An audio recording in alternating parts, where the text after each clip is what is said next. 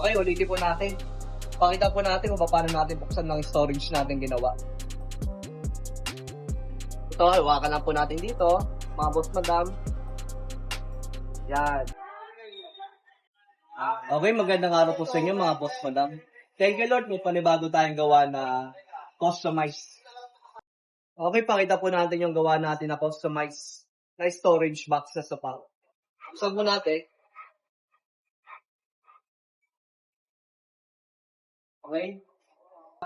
Sukati po natin yung pinasadya na storage box. Ito po yung haba niya. 62 inches. At pinakitid niya ito dahil yung paglalagyan niya sa kabilang corner ay makinit. 22 inches po yung finish nito. Mahaba po itong kabilang sopa. Yung haba naman po ito, 48 inches. Okay? Pakita natin yung loob na storage box. Dito lang po yan, oh. Ito po ang pag-open niya. Yan. Meron po tayong mechanism. Yan, bakal po.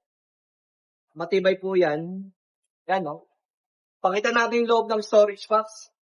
Malaki-malaki po, oh. Marami po tayong mailalagay dito. Dalawang mechanism na bilaan. Kaya po madali siyang buksan. Okay? Subukan po natin sarado. Close natin. Push lang natin ng konti.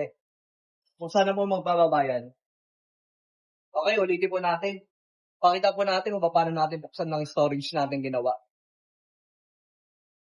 Ito, hawakan lang po natin dito. Mga boss madam. Yan. Yung sandalan nito ay manipis lang. Mga 4 inches lang, oh. Lahit po yung likod. Lahit lang po yung likod dahil yung pwesto nila Madam Jing, medyo maliit lang, studio type lang yung paglalagyan nitong dalawang sofa. Okay?